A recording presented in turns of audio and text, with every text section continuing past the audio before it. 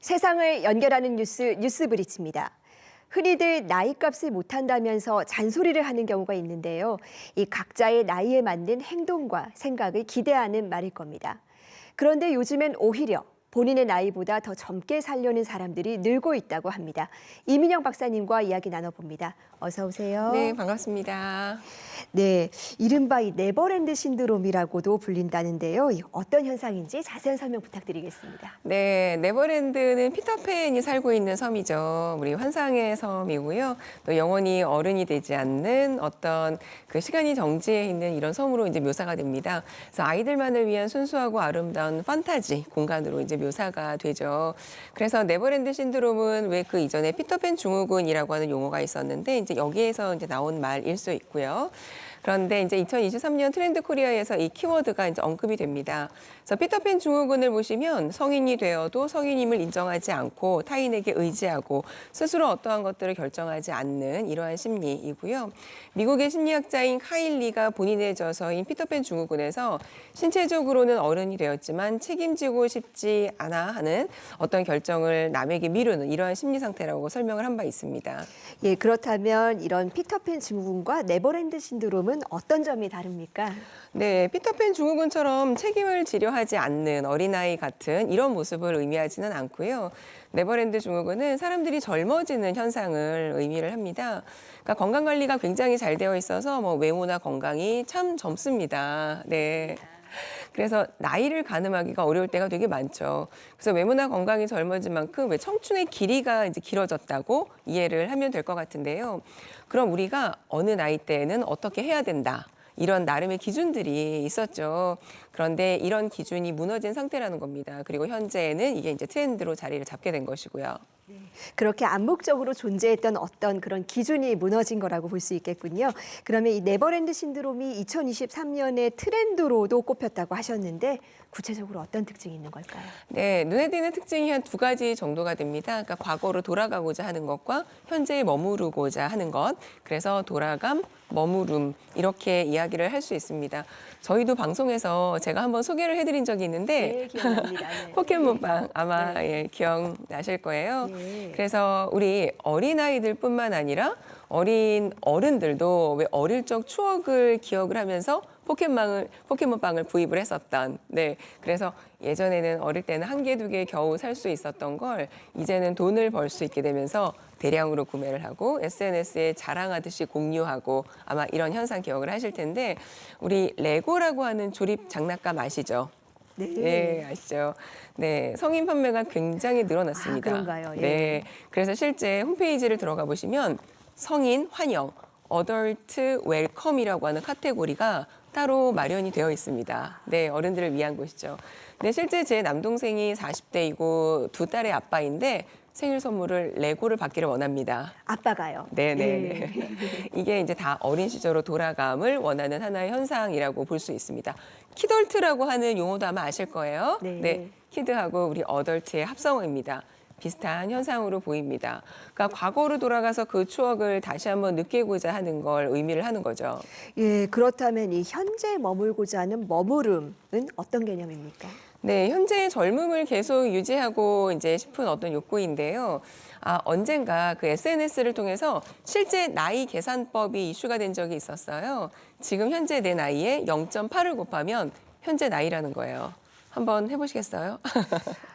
이게 진짜 제 나이였으면 좋겠는데. 그죠? 예. 네, 맞습니다.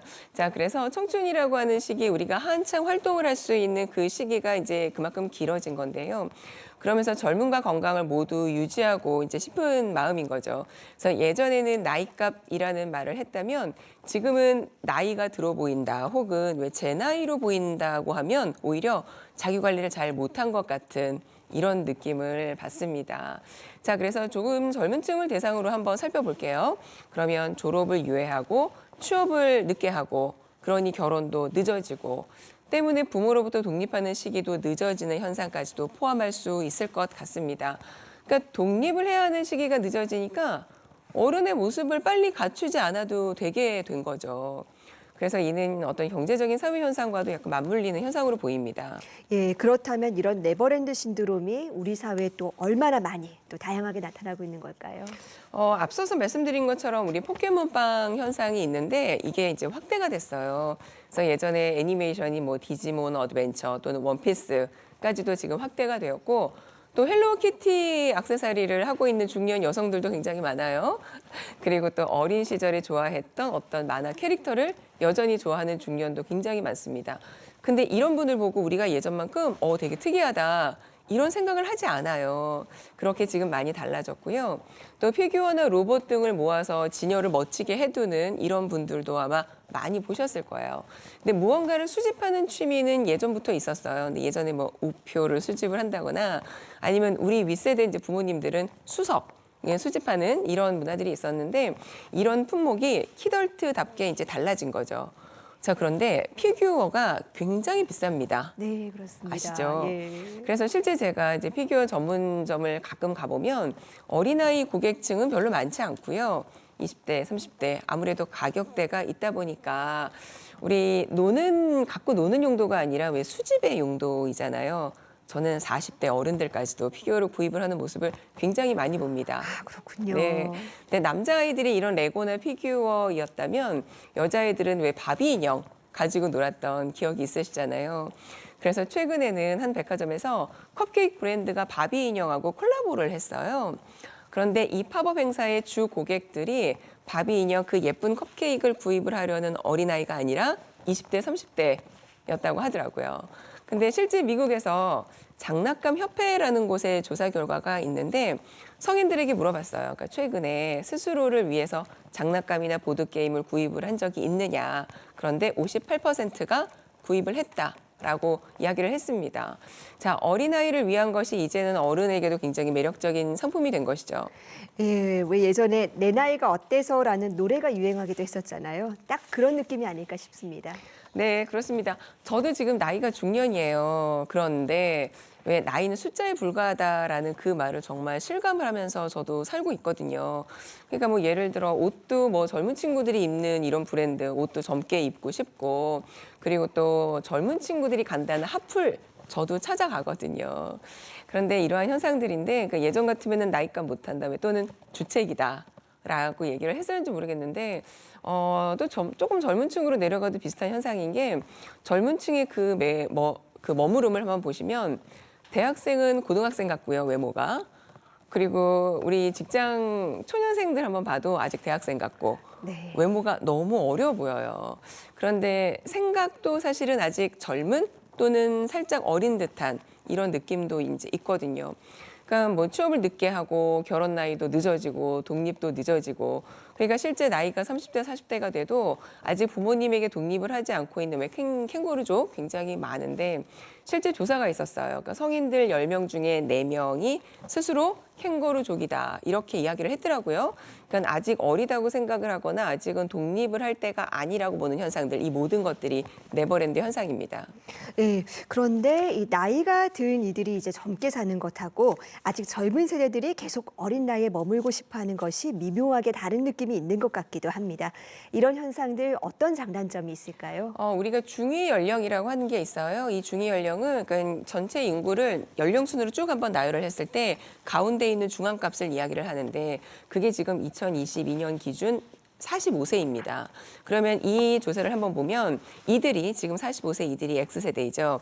20대일 때도 중위 연령이 20대였고 30대일 때도 중위 연령이 30대 이들이 40대인 지금도 중위 연령이 40대예요.